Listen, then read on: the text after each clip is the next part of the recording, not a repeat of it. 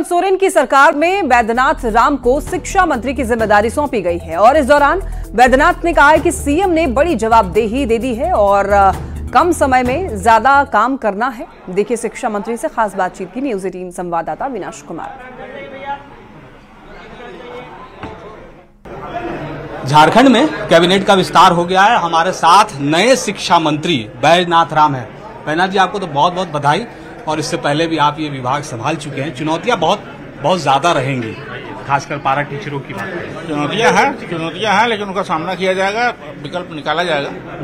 जो भी समस्याएं हैं उनका समाधान ढूंढा जाएगा। शिक्षा के क्षेत्र में देखें, सरकारी स्कूल जो है वहाँ शिक्षकों की भी कमी है। इस दिशा में क्या सोचते हैं? मैं महसूस करता हूँ उन चीजों को, मैं देखा हूँ पहले भी और आज भी। वर्तमान स्थिति में जो कुछ कमी है उसको पूरा करने का भरसक प्रयास किया जाएगा। कुछ आप सोच रखे हैं शिक्षा विभाग के लिए? कुछ नया सोचे हैं?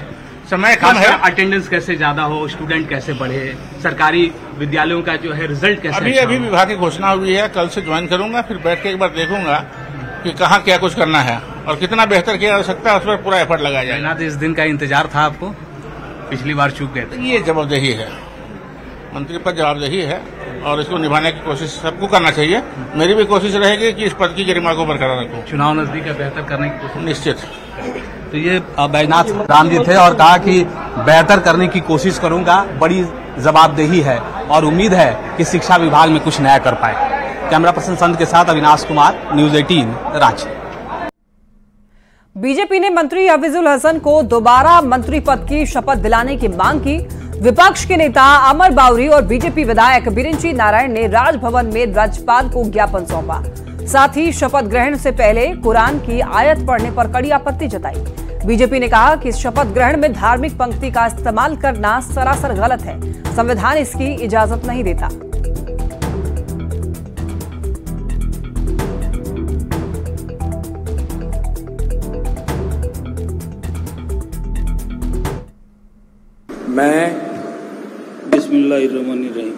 मैं हफीजुल हसन अंसारी ने जो पद और गोपनीयता की जो शपथ ली है वो गलत है और संविधान के विरुद्ध है। आदरणीय राज्यपाल महोदय के कॉल करने के बाद उन्होंने जिस तरह से अपने धार्मिक विषयों को जोड़ा उस शपथ में, वो हमारे संविधान और परंपराओं में उसका हमें इजाजत नहीं देता है। इसलिए महामहिम राज्यपाल से हम लोगों ने मांग की कि गलत शपथ को देखते हुए उनको पुनः शपथ दिलाया जाए, संविधान के अनुरूप शपथ दिलाया जाए और तब तक उनको मंत्री पद का जो दायित्व मिला है उससे उनको मुक्त रखा जाए। असम के मुख्यमंत्री और झारखंड के सह चुनाव प्रभारी हेमंता बिस्वा शर्मा ने भी मंत्री हफीजुल हसन के शपथ ग्रहण पर सवाल खड़े किए। सोशल मीडिया प्लेटफॉर्म एक्स पर उन्होंने मंत्री हफीजुल हसन के शपथ ग्रहण का वीडियो भी शेयर किया। साथ ही लिखा कि क्या झारखंड के मंत्री ऐसे शपथ लेते हैं।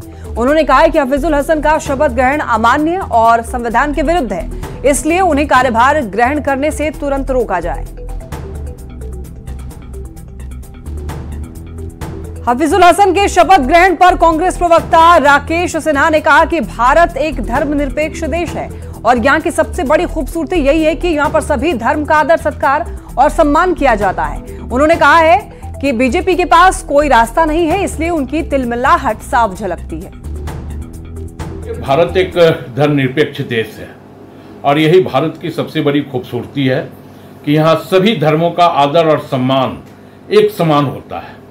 तो हम अगर मंत्री परिषद में कोई जो सनातन धर्मावलंबी हैं, जो सनातन धर्म को मानते हैं, वो ईश्वर के नाम पे शपथ लेते हैं, जो इस्लाम को मानते हैं वो अल्लाह के नाम पे शपथ लेते हैं, तो हमें यह लगता है कि ये कोई बहुत बड़ा मुद्दा नहीं है।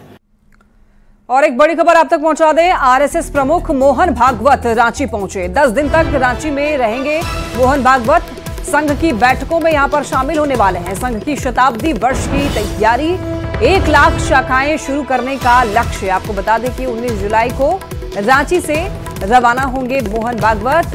तो 10 दिनों तक रांची में ही रहने वाले हैं मोहन भागवत। बता दें आपको, संघ की बैठकों में मोहन भागवत शामिल होने वाले हैं और आपको ये बता दें कि तैयारी की जा रही है संघ की शताब्दी वर्ष की।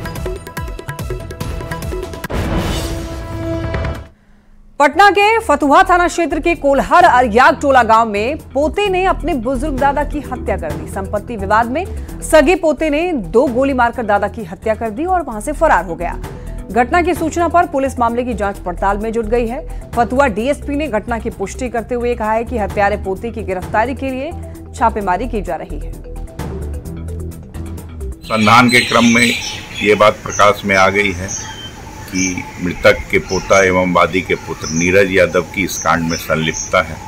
वो अभी फरार हो गए हैं, उनके विरुद्ध छापेमारी की जा रही है और इस संबंध में वैज्ञानिक साक्ष्य का संकलन किया जा रहा है। इस बात पर कि भाई हम लोग घर पर सोए हुए थे और गोलीबारी चला तो हम लोग डर से नहीं निकले। 2 बजे निकलते हैं तो देखते हैं कि मेरे पिताजी का गोली लगा हुआ है, नीचे गिरे हुए। पोते का नाम सामने आ रहा है कि उनको अपना पोता ही उनका हत्या कर दिया है। तब तो आवेगा तो वो पकड़ेगा, अगर हम करेंगे तो हमारो। सासाराम में धुआं गांव में नहर में 4 बच्चियों की मौत हुई। आपको बता दें कि 4 में से 3 शव को पहले ही बरामद कर लिया गया था और अब चौथी छात्रा का शव भी बरामद कर लिया गया है। जानकारी के मुताबिक 4 छात्राएं शनिवार को स्कूल से लौटते वक्त नहर में डूब गई थी, जिसके बाद एसडीआरएफ की टीम ने कड़ी मशक्कत के बाद सभी शवों को बरामद किया। स्कूल से बच्ची महदीगंज मध्य विद्यालय से पढ़ के जा रही थी अपने गांव के, और गांव के बीच में एक धुआं पुल है, वहीं पर पैर धोने के नाते वहां पर गई है नज़दीक में, और पानी उफाल था, उसमें पैर छटका, 4 बच्ची गिर पड़ी थी। 3 बच्ची को 12-1 बजे के अंतराल में शव बरामद कर लिया गया था। एक बच्ची नहीं मिल रही थी, लेकिन 3-4 बजे के लमसम अभी फिलहाल मिली है महदीगंज सैफन के पास। उसको भी पोस्टमार्टम के लिए हम लोग लेकर आए हैं। बेतिया में महिला के साथ दुष्कर्म करने का मामला सामने आया है। आरोपी ने महिला को किसी बहाने से पहले अपने घर बुलाया और फिर नशे की गोली देकर उसके साथ दुष्कर्म किया। महिला की हालत बिगड़ने पर आरोपी ने उसे अस्पताल में भर्ती कराया, जहां इलाज के दौरान महिला की मौत हो गई। फिलहाल पुलिस ने आरोपी को गिरफ्तार कर लिया है, जिस पर कार्रवाई की जा रही है।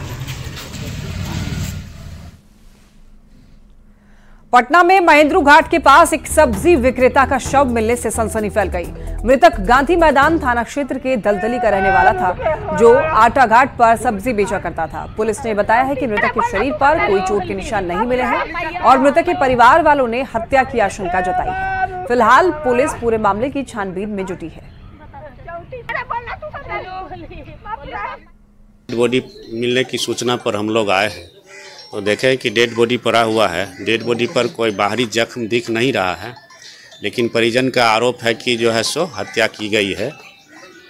तो हम लोग अनुसंधान कर रहे हैं, जांच कर रहे हैं, एफएसएल की टीम भी पहुंच रही है ना। अनुसंधान उपरांत स्पष्ट होगा कि हत्या है या फिर डूबने से मृत्यु हुई। मुंगेर के श्रावणी मेले से पहले तैयारियां जोरों पर हैं, तो ऐसे में तैयारियों का निरीक्षण करने मुंगेर आयुक्त संजय सिंह पहुंचे और व्यवस्थाओं की जानकारी ली। इस दौरान कांवड़ियों के लिए बनाए गए 26 किलोमीटर लंबे पथ को देख आयुक्त नाराज हो गए, क्योंकि पथ पर बालू की काफी पतली परत बिछाई गई थी। आयुक्त ने बांका डीएम से बात करके पथ को सही कराने का निर्देश दिया और इसके अलावा आयुक्त ने कांवड़ियों के लिए पेयजल, शौचालय और अन्य व्यवस्थाओं को भी दुरुस्त करने के निर्देश अधिकारियों को दिए।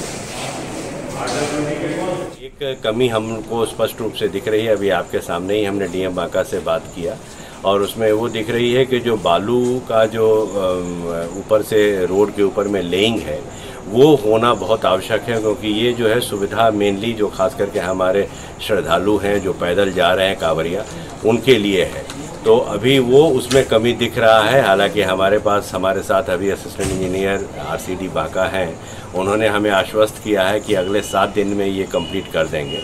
मैं एसडीएम साहब को भी निर्देशित किया हूँ कि इनकेस अगर 3-4 दिन बाद देख लेंगे, अगर कहीं गैप दिखेगी तो मुझे बताएंगे, ताकि मैं एग्जीक्यूटिव इंजीनियर बांका और डीएम बांका के माध्यम से इसको कंप्लीट करूँ। अगर ज़रूरत पड़ेगी तो मुझे डिपार्टमेंट को भी